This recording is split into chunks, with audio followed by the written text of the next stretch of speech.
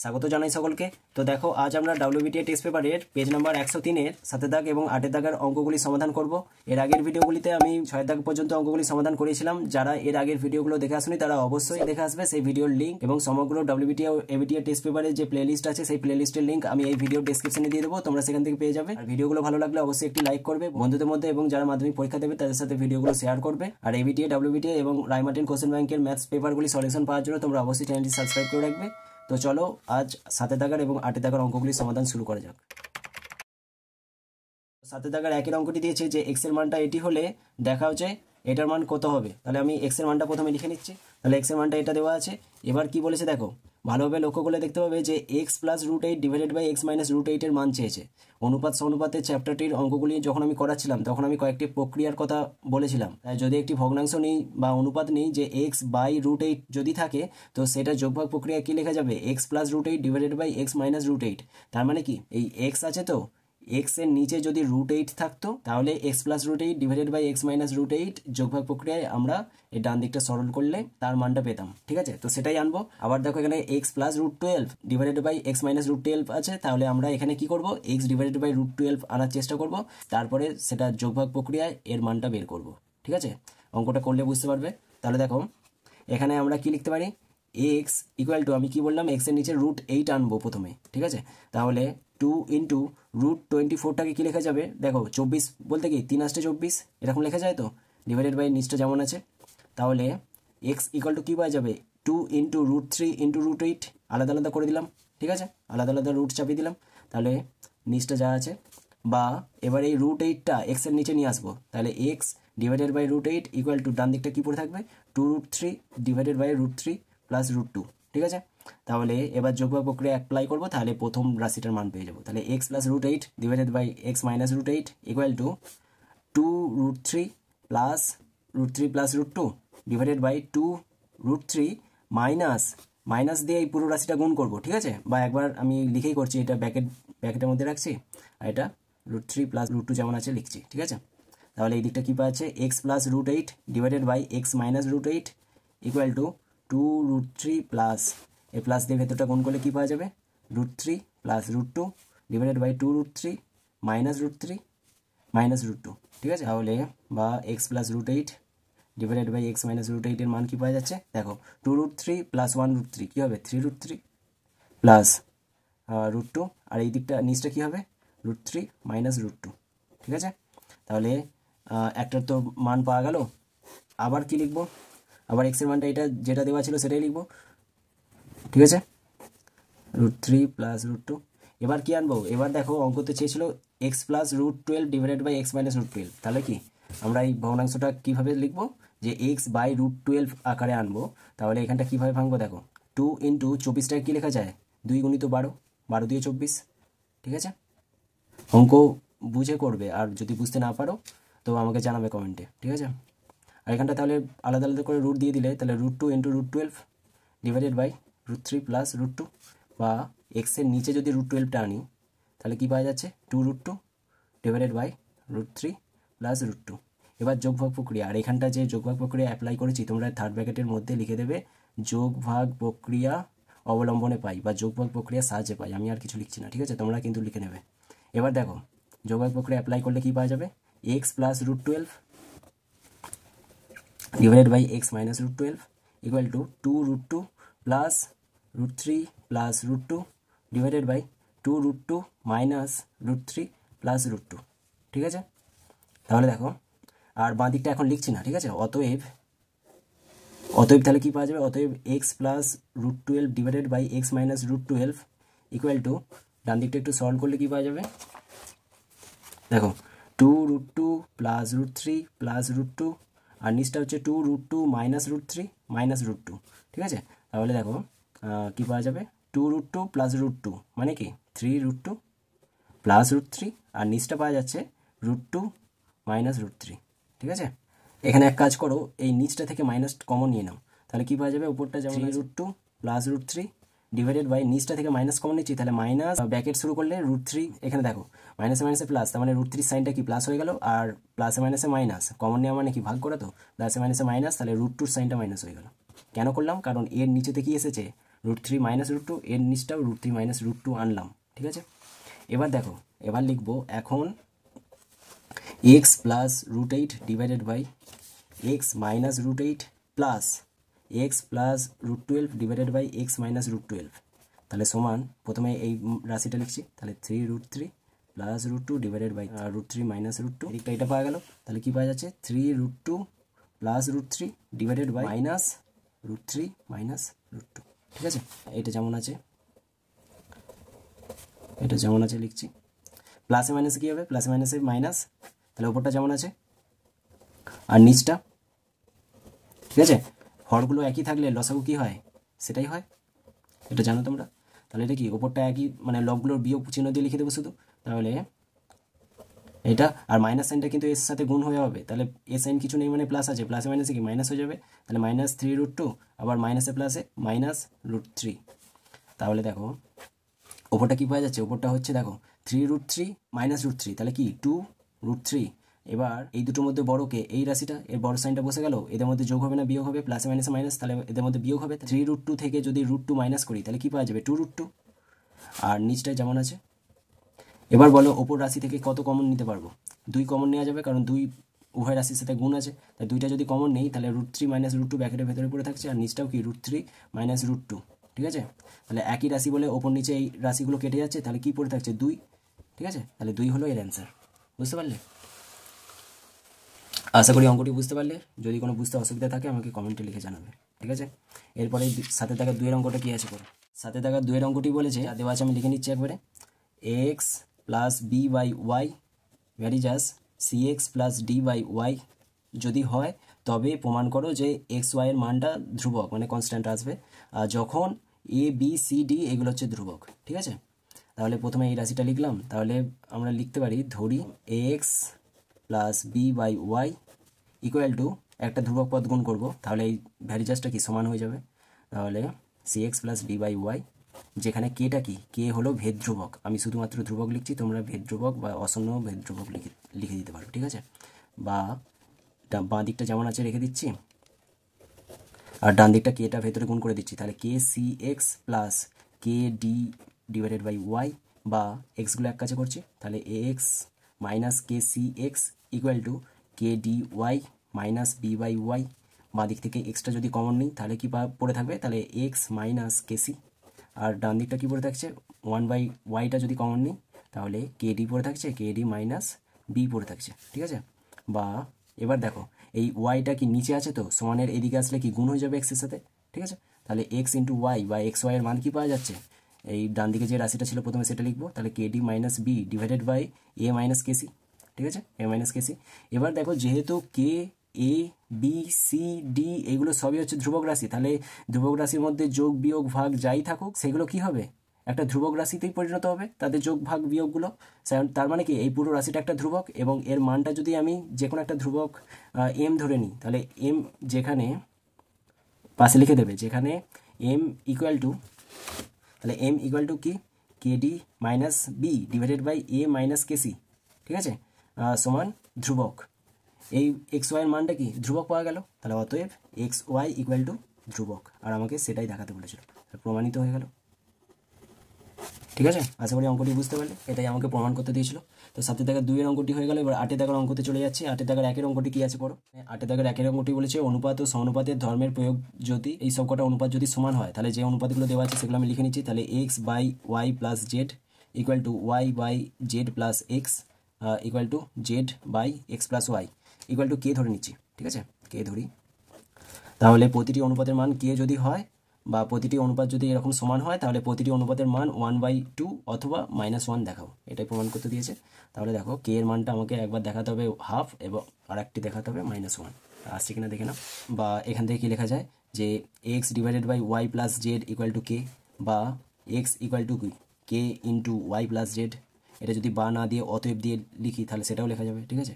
তাহলে বা x equal to কী পাওয়া যাচ্ছে কে ওয়াই প্লাস কে জেড, আবার এই রাশিটা বা এই অনুপাতটা সমান কে লিখতে পারি, আবার y by z plus x equal to k, বা ওয়াই ইকুয়াল টু একবার কে দিয়ে গুণ করে দিচ্ছি k z plus k x, আবার দেখো z divided by x plus y equal to k, বা z equal to k x plus k y. ঠিক আছে, এবার কি দেখো, তাহলে এক্স ওয়াই আর জেড এর মানগুলো যদি যোগ করে দিই তাহলে কি পাওয়া যাবে, অতএব x plus y plus z equal to x এর মানটা আছে k y plus k z plus y এর মানটা হচ্ছে k z plus k x plus z এর মানটা হচ্ছে k x plus k y. ঠিক আছে, দেখো এখান থেকে সব কটা থেকে যদি কেটা কমন নিই কি পাওয়া যাচ্ছে, y plus z plus x plus y. তার মানে কি দুটো করে ওয়াই, দুটো করে এক্স আর দুটো করে জেড পাওয়া গেল। তাহলে কে ইন্টু কি পাওয়া যাচ্ছে, two x plus two y plus two z. আবার যদি দুইটাও কমন নিয়ে নিই তাহলে কি পাওয়া যাবে, two k into x plus y plus z. ঠিক আছে, তাহলে এক্স প্লাস ওয়াই প্লাস জেডের মানটা এটা পাওয়া গেল।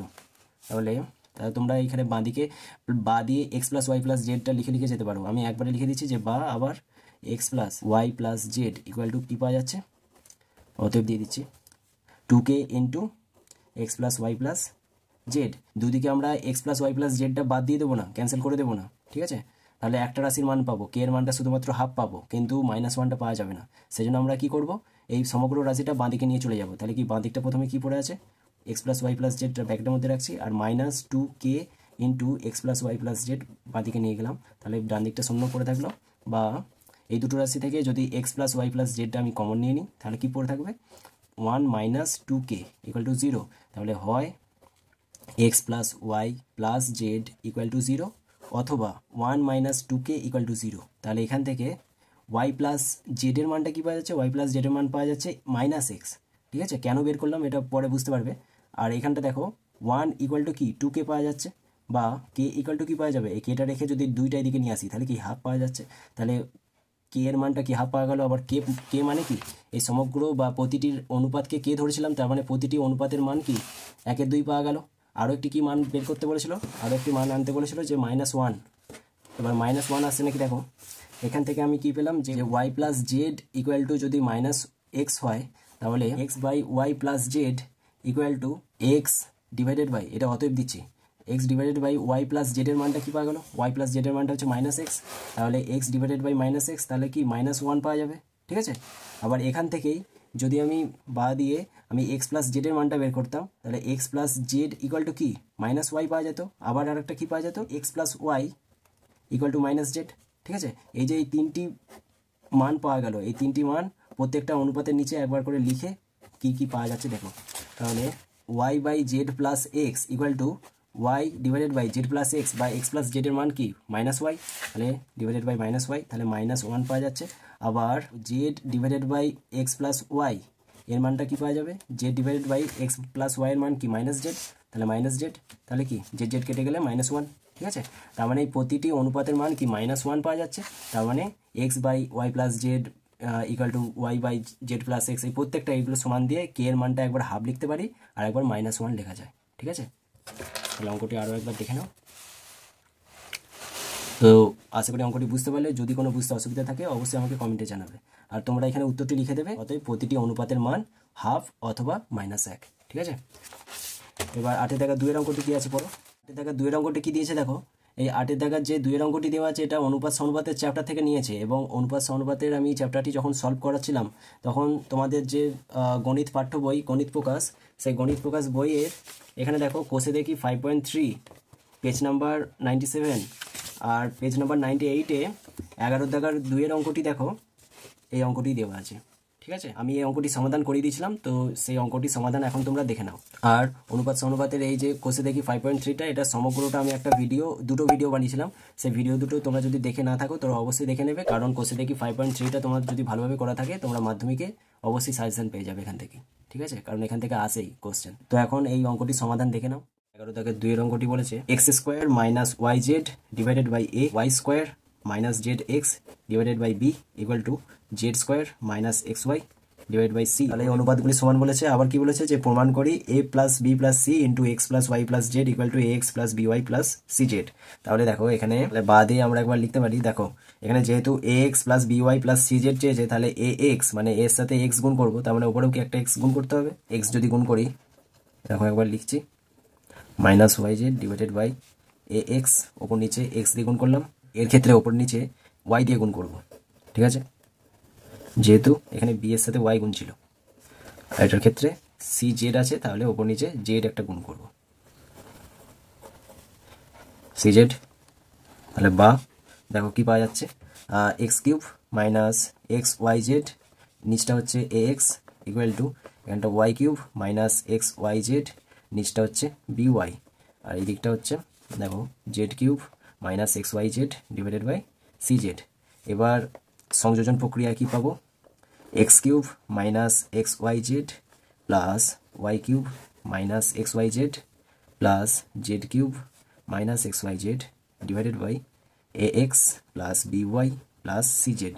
ঠিক আছে, এটা কি করে পেলাম, এটা পেলাম সংযোজন প্রক্রিয়া। এরপরে আরও একবার লিখছি এক্স স্কোয়ার, এটা যদি 1 নম্বর দাও তো দিয়ে দিতে পারো, আবার x square minus y z divided by a equal to y square minus z x divided by b equal to z square minus x y divided by c. এটা সিম্পল সংযোজন প্রক্রিয়া করলে কি পাওয়া যাবে, x square minus y z plus y square minus z x plus z square minus x y divided by a plus b plus c. ঠিক আছে, আর এখানে এটা কি পেলাম, সংযোজন প্রক্রিয়ার সাহায্যে, এগুলো অবশ্যই লিখতে হবে। ঠিক আছে, তাহলে দেখো এটা কি পাওয়া যাবে, তাহলে এখানে দেখো a plus b plus c এর সাথে কত গুণ ছিল, x plus y plus z. তাহলে a plus b plus c এর সাথে যদি আমরা x plus y plus z একটা গুণ করে দিই নিচে, তাহলে উপরেও তো গুণ করতে হবে, তাহলে উপরে যদি গুণ করি x plus y plus z, আর এই পাশে যেটা রাশিটা আছে সেটাও লিখে দেবো। তাহলে কীভাবে লিখবো একটু সাজিয়ে লিখছি, x square plus y square plus z square, তারপরে কি আছে minus x y minus y z minus z x, এরকমভাবে লিখলাম। কেন লিখলাম দেখো, এখানে একটা সূত্র হয়, এটা কিন্তু অঙ্কের বাইরে, আমি সূত্রটা শুধু লিখে দিচ্ছি। দেখো সূত্র হয় যে a cube plus b cube plus c cube minus 3abc, এর সূত্র হয় a plus b plus c into a square plus b square plus c square minus ab minus bc minus ca, এটা হচ্ছে সূত্র।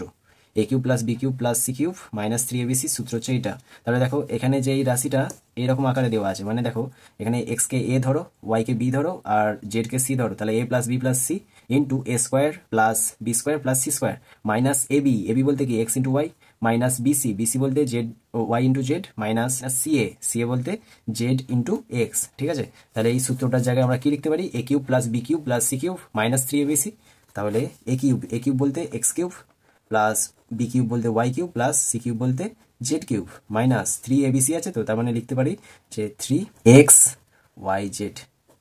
বুঝতে পারলে, এখানে যদি এই রাশিটা একটু সরল করতাম কি পাওয়া যেত বলো তো, ওপরটা পাওয়া যেত দেখো এ কিউব মানে x cube plus y cube plus z cube, আর এখানে minus x y z minus x y z minus x y z 3বার আছে, তার মানে মাইনাস 3xyz, আর নিচটা a x plus b y plus c z, এইটা 1 নম্বর দিচ্ছি। ঠিক আছে, তাহলে আর এখানে কি পাওয়া যাচ্ছে, a plus b plus c into x plus y plus z, এটা 2 নম্বর দিচ্ছি।